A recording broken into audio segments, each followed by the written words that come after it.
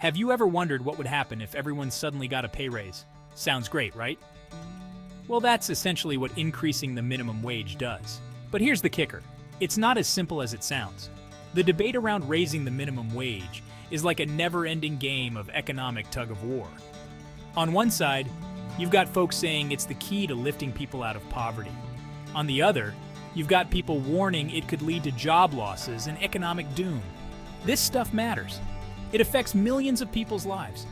It's like a real-life game of Monopoly, except instead of fake money, we're dealing with people's livelihoods. So buckle up, folks. We're about to dive into the wild world of minimum wage. It's a topic that's been debated more times than I've been told to stick to comedy. We'll look at both sides of the argument, explore some real-world examples, and try to make sense of this economic puzzle. And I promise, I'll try to keep the economics jargon to a minimum. By the end of this, you might not have all the answers, but you'll certainly have a better understanding of the debate. And who knows, you might even find yourself getting into heated discussions about wage policy at your next dinner party. Let's take a trip down memory lane, shall we? The minimum wage wasn't always a thing. Shocking, I know. It's like imagining a world without smartphones or reality TV. But there was indeed a time when employers could pay workers whatever they wanted. And let me tell you, it wasn't pretty. Picture working 12-hour days in a factory for pennies. Not exactly the American dream, is it? Enter the Fair Labor Standards Act of 1938. This little piece of legislation introduced the federal minimum wage in the United States. The initial minimum wage was set at a whopping 25 cents per hour. Now, before you start laughing, remember that back then, you could probably buy a house for what we now spend on a fancy coffee. The purpose of the minimum wage was simple: to ensure that workers could earn a basic standard of living. It was like putting a safety net under the economy. The idea was that no one working full-time should be living in poverty. It was also meant to increase consumer purchasing power, boost employee productivity and morale, and reduce employee turnover. In other words, it was supposed to be a win-win for both workers and businesses. But regardless of where you stand, there's no denying its impact on our society. Fast forward to today, and the minimum wage is still a hot topic. In the US, the federal minimum wage has been stuck at $7.25 per hour since 2009. That's longer than most people keep their New Year's resolutions. To put it in perspective, if the minimum wage had kept up with productivity growth since 1968, it would be over $24 an hour today. Instead, it's worth less than it was 50 years ago when you account for inflation. Talk about a pay cut. This stagnation has led to growing calls for an increase. You've probably heard the slogan, "Fight for 15." It's not just a catchy phrase. It's a movement pushing for a $15 per hour minimum wage. And it's gained some serious traction. Several states and cities have already implemented or are planning to implement a $15 minimum wage. The argument for raising the minimum wage is pretty straightforward. Proponents say it's necessary to keep up with the rising cost of living. They argue that no one working full-time should be living in poverty. In many parts of the country, you'd need to work multiple minimum wage jobs just to afford basic necessities. But here's where it gets tricky. Critics argue that a higher minimum wage could lead to job losses, especially for low-skilled workers. And that's why the debate rages on. Let's talk about the potential upsides of raising the minimum wage. It could lift millions out of poverty. Imagine a policy change that makes a dent in poverty rates. Proponents argue it increases the standard of living for low-wage workers. It's about affording basics like food, housing, and healthcare. Raising the minimum wage could stimulate the economy. Low-wage workers spend extra money right away. This boosts local economies and creates economic growth. Higher wages can lead to increased productivity and reduced turnover. Investing in your workforce might cost more upfront, but pays off in the long run. Now, before you start thinking I'm totally team raise the wage, let's look at the other side of the coin. Because like most things in life, except maybe puppies, raising the minimum wage isn't all sunshine and rainbows. There are some legitimate concerns that we need to consider. First up, job losses. It's the boogeyman of the minimum wage debate. The The fear is that if employers have to pay workers more, they'll hire fewer people or cut hours. Critics argue that small businesses would be hit particularly hard. Imagine you're running a small coffee shop. Suddenly, your labor costs go up significantly.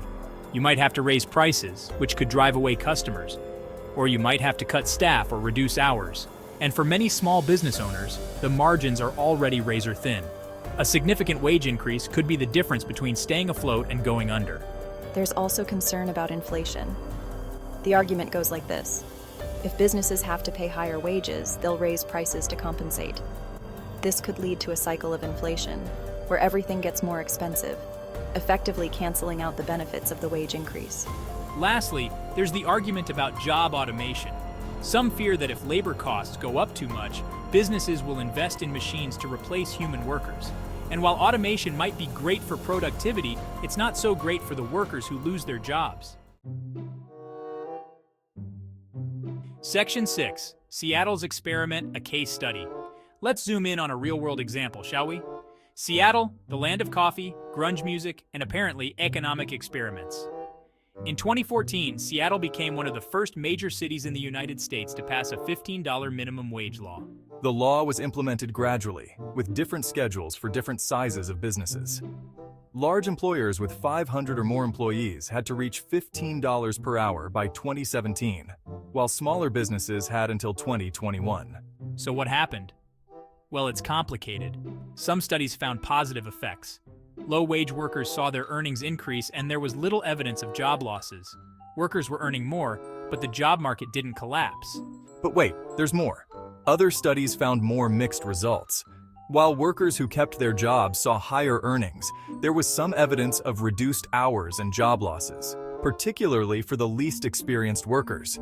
And to make matters more confusing, Seattle's booming economy during this period made it hard to isolate the effects of the minimum wage increase from other factors. It's like trying to figure out which ingredient made the cake taste good when you change 3 things in the recipe.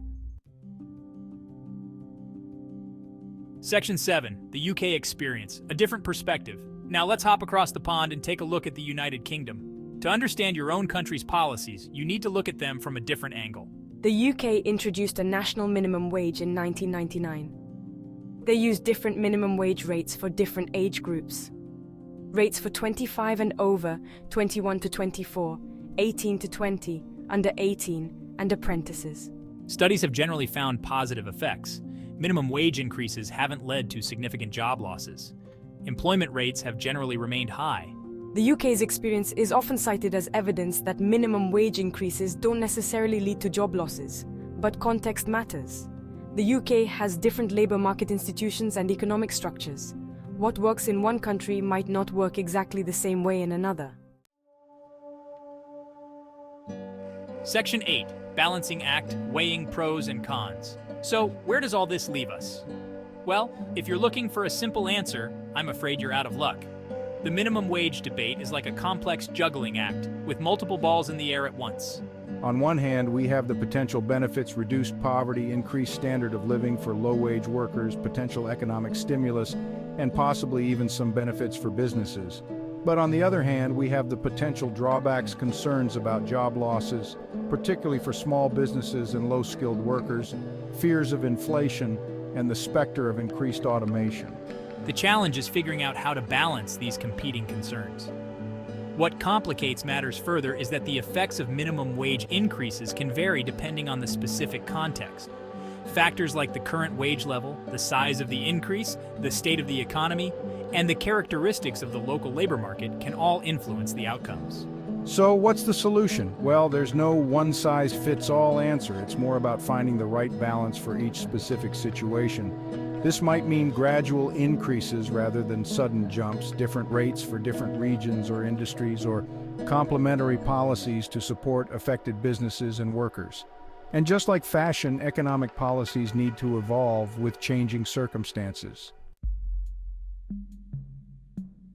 Section 9. The role of research and data.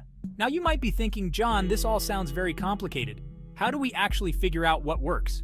Well, my friend, that's where research and data come in. And boy, have economists been busy. There's been a veritable explosion of research on the minimum wage in recent years.